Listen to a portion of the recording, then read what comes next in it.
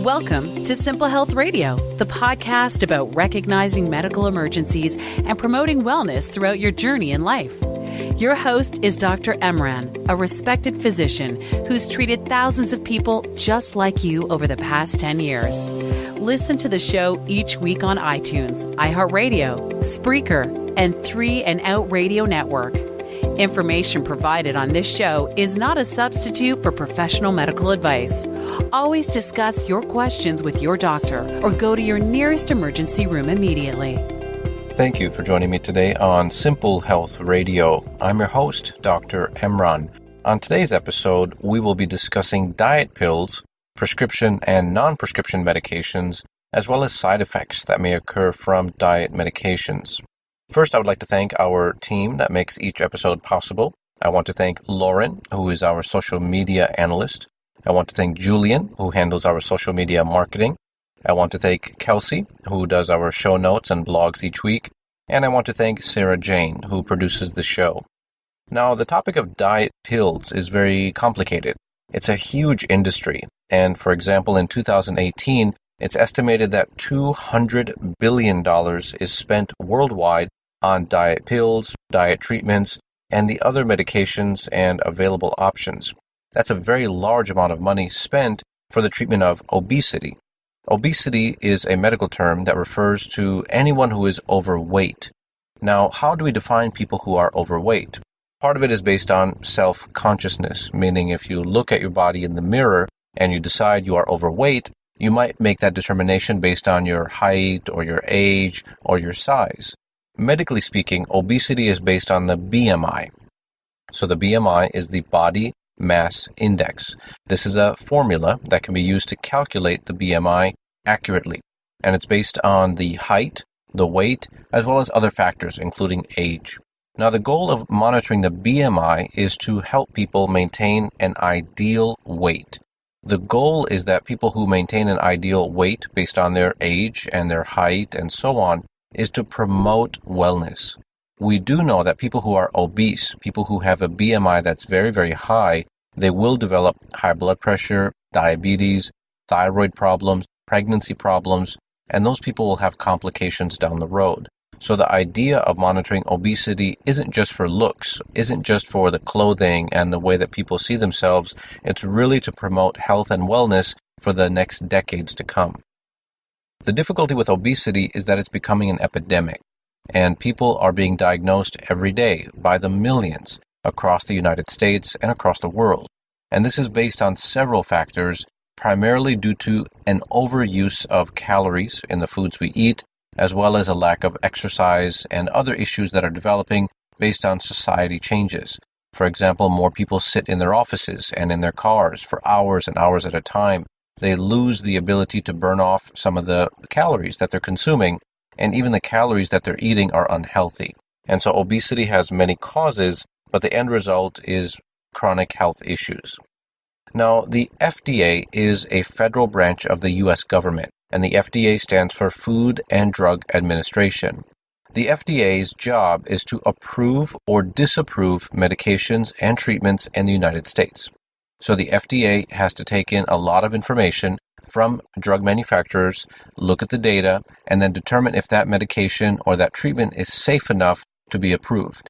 If that treatment is approved, then insurance companies can pay for it, doctors can prescribe it, and people can start using it. However, if the FDA says this is not an approved treatment, the side effects are too severe, or we don't have enough data, it will be non-FDA approved. Now, the reason I bring that up is that there are, in the United States, several medications that are FDA approved to help with obesity and weight loss. However, there are hundreds of treatments that are available over the counter that are not FDA approved, meaning they either don't meet the criteria, or they have side effects, or they simply don't do what they say they're going to do. So that's why I start with that clarification. What are the FDA approved treatments, and what is everything else, which is not FDA approved? So I'll list a few of the FDA-approved treatments for obesity. The brand names include Belviq, Phentermine, Contrave, Orlistat, and Qsymia. So these are names that you may see on television or online if you're looking at different websites and health blogs. And some of these medications have a very large amount of advertising. They are expensive. They do have effects, and then they do have side effects. So it's a decision that you have to make with your doctor whether they're right for you. Now, I'll break down a little bit of how these medications actually work. So, for example, medicines like Belviq and Contrave and Qsymia, they work by reducing the cravings in the body. So if people don't have the urge to overeat, if they're able to suppress that urge of eating extra calories, they will naturally lose weight. And that's the idea with some of these medications, is that you're just calming down the cravings. You still have to exercise, you still have to watch what you eat, but then over a period of months or years, you will lose weight and keep it off. Now, other medications like phentermine have been around for a while, but they've been reformulated. In the old days, and at old days I mean about 20 or 30 years ago, there was a medicine called fen-phen. So fen-phen had components of phentermine. This worked to a degree. It allowed people to lose weight by increasing the heart rate. It was a stimulant drug, but it also had some side effects, and people developed heart valve problems, and some people actually died. And so phentermine has returned in a different formulation, and it does work by increasing the metabolism, increasing the heart rate, and helping people to lose weight. The orlistat is a prescription that works in a different way. This is called a fat blocker. What happens in this case is people eat whatever foods they feel are necessary or healthy for them, and the orlistat binds the fat in the intestine and then excretes it in the stool. So this is a fat blocker because it prevents that fat from entering the bloodstream. It prevents it from actually being metabolized and digested. Now, the side effect with this is that the fat actually leaves the body via diarrhea or loose bowel movements, and so people, after a few weeks, realize every time I eat a cheeseburger and I use the orlistat, I develop bloating and gas and diarrhea, so I'm going to stop eating cheeseburgers. And so indirectly, those people learn to eat healthier because it reduces some of the side effects of the medication. And then there's another category of medications called diuretics. So diuretics are not by themselves used for weight loss, but they help to reduce the water weight that may build up in the body. For example, some people may have some kidney problems, or they have some heart issues where they retain fluid, especially in their ankles or their hands or their face. And this is called edema. So edema is clear fluid. It's not blood, it's not pus, but it's a fluid. It has its own weight, just like water. So, for example, if you lift a gallon of water, it has a certain weight. Maybe it weighs 10 pounds. Now imagine walking around with 10 pounds of water tied to your ankles. That's quite a bit of weight that your body has to deal with. The diuretic allows the kidneys to become more efficient, and it converts the edema into urine, and then you basically urinate that out.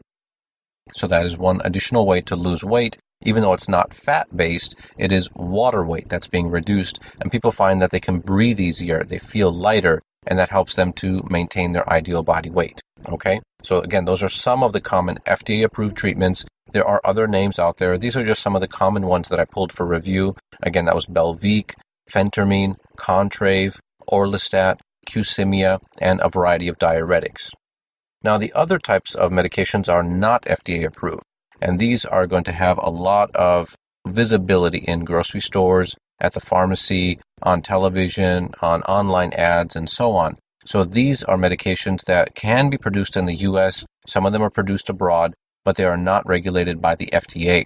So anything that's labeled on there is not really a guarantee that it's going to do what it says it's going to do. It's more what I call false advertising. So if they promise you to lose 20 pounds in a month, that's a pretty big claim. Maybe it does that, but most likely it does not.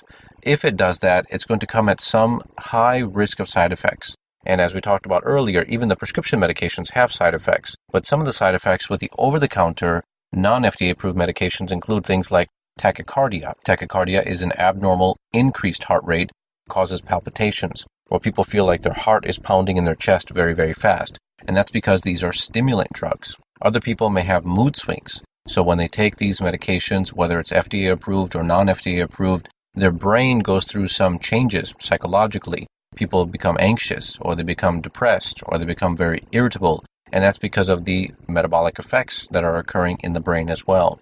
Some people will develop kidney or liver problems if they take a supplement in too high of a dose. Again, over the counter, there's no regulation regarding how many milligrams you can take safely, so people may double up or triple up on the dose, not realizing that it is harmful for them. And those people may end up in my ER with elevated heart rate. They may be dehydrated. They may be suicidal. They may be very depressed. And the only thing that changed was the starting of this new diet pill regimen. And then other people may have electrolyte imbalances. Basically, if the kidneys and liver are affected, the sodium, the potassium, the calcium, some of the important vitamins in the body may be lost. And this can also lead to other issues, dehydration. It can lead to some unexpected side effects. And so we always advise people who are starting either medications, FDA approved or not FDA approved, talk with your doctor first. Come up with a plan that's realistic, whether it's for 6 months, whether it's for 12 months. You need to watch what you eat. You need to promote a healthy lifestyle. You need to be walking every day for at least 30 minutes. And you need to be looking at the calories objectively. So this doesn't mean that you stop eating altogether. This means that you cut down on the things that are unhealthy for you and you promote some of the more positive effects. And that way you're more likely to stick with the diet, stick with the regimen, and maintain your ideal body weight. Now, the testing that is generally recommended before starting any diet pills are very simple. So we recommend basic labs, a CBC, which is to make sure you're not anemic, make sure there's no infections in your body. We also recommend a comprehensive metabolic panel called a CMP that measures your kidney function, monitors if you're diabetic, checks your glucose level. It also looks at your functioning of sodium, potassium, calcium, along with some other very important numbers. So that's a comprehensive metabolic panel.